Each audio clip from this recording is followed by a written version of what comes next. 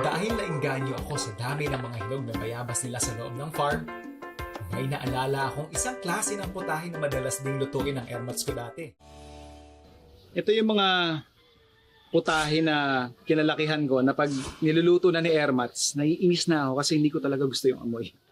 So, may mga season kasi na sobrang daming bayabas sa isang lugar, kagaya nung kinalakihan namin. And then yung nanay ko, imbis na masayang, imbis na mabulok lang, gagawin niya, gagataan niya ito, tapos gagawin naming panghimagas.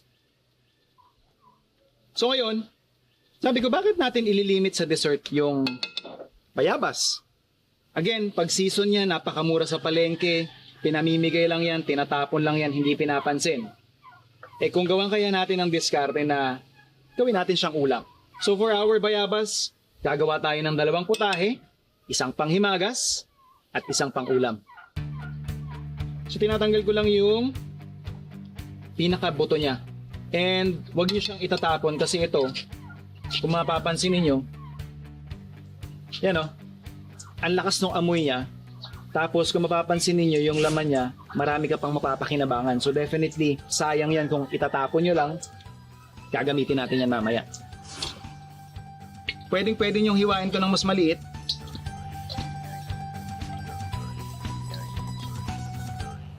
So since pakukuluan naman natin siya sa gata, hahayaan na lang natin na yun yung proseso na dudurog doon sa ating mga bayabas.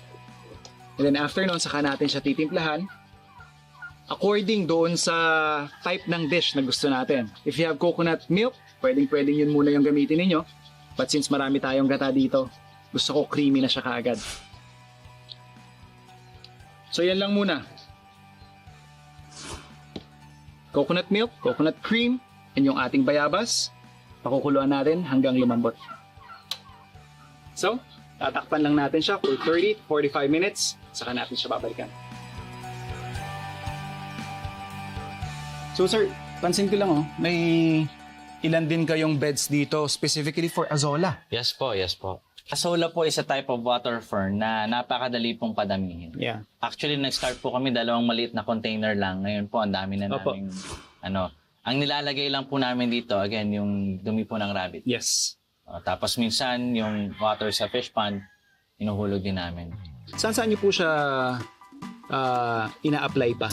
Bukod po doon sa ating mga manok, mga pato, sa isda rin po. Ito na rin yung pinapakain na natin.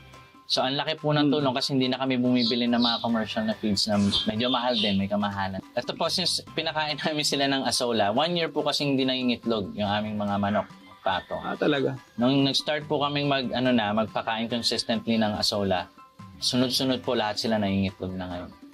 May craze na nangyayari ngayon Parang nakikita ko lang na they're actually considering azolla dahil nga para tong superfood. Superfood. They're considering this na ilagay doon sa diet ng tao. Alam na natin, napakaganda ng binibigay nito doon sa livestock, sa poultry, at sa iba pang hayop. Pero yun nga, may chismis lang akong naririnig recently na parang they're considering na rin azolla na ma-integrate sa diet ng tao. So, yes po. Dahil kasi 'di ba parang superfood kasi siya categorized. So, although ang pinakamagandang senyales is at the very least hindi siya lason. Hindi po. So parang ginagawa, bine-blend din ng mga nagda-diet. Kunyari, wala akong gantong space or hindi ko afford magkaroon ng gantong space sa bahay ko.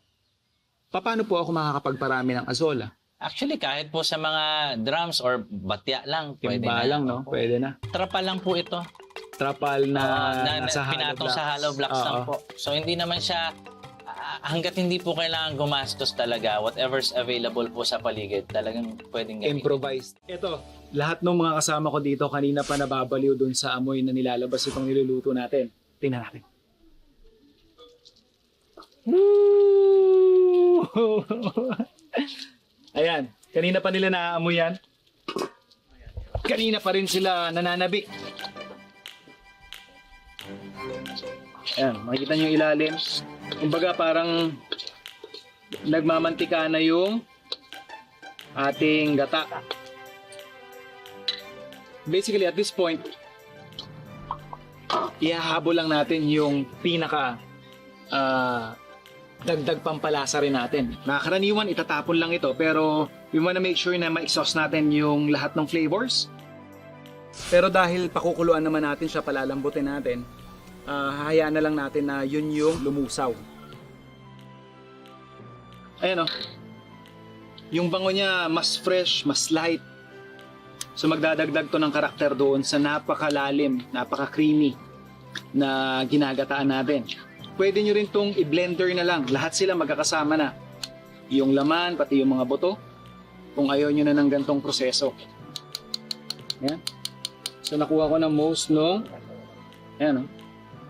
Yung guava juice na yan o. Kita nyo sa lapot. Sayang yan kung itatapon mo lang.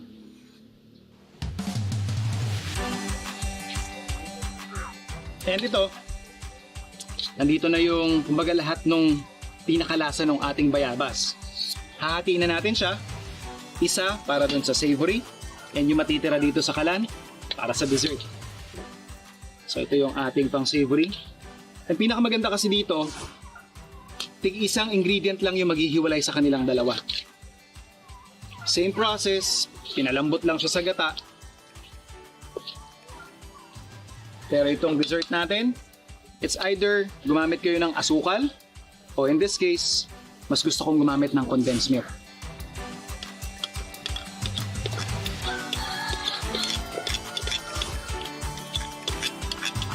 At this point, pwedeng tapos na yung putahe ninyo. Pero ako personally, mas gusto ko lang siya ng medyo reduced lang ng konti para mas may body or mas malapot. So pwede mo siyang i-spread or gusto mo siguro lagyan ng yelo para mas malamig na panghimagas. Nakuha ko na yung consistency na gusto ko. Hindi siya masyadong malabnaw at hindi rin siya ganun kalapot. So perfect na siya, pwede na tayo mag-serve.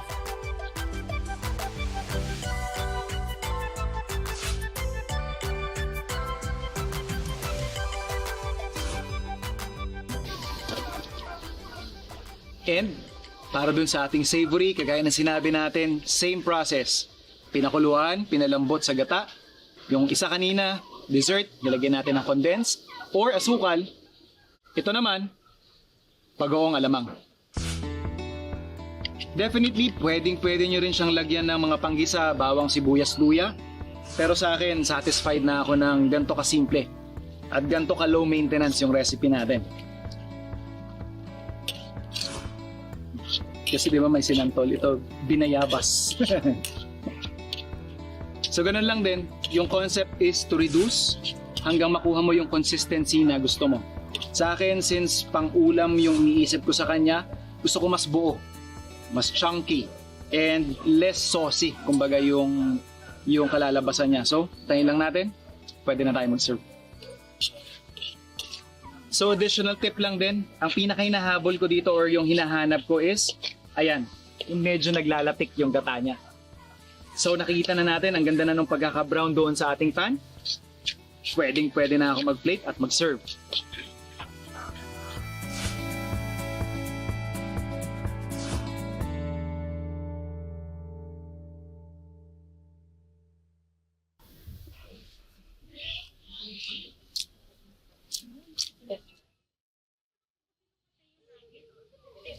Hindi mo akalaing isang prutas lang yung ginamit ko or isang ingredient. May sarili siyang distinct character kada putahe, mapasavory pa yan. Tapos nung naging dessert naman, ang sarap ng blend niya. Yung bango nung bayabas, yung linamnam ng gata, syempre yung tamis ng condensed. Perfect talaga. Siguro this is another way of looking at ingredients na limitadong-limitado kung gamitin natin. Bayabas, pipitasin mo, kakainin mo, tapos. Eto, may ulam, may dessert.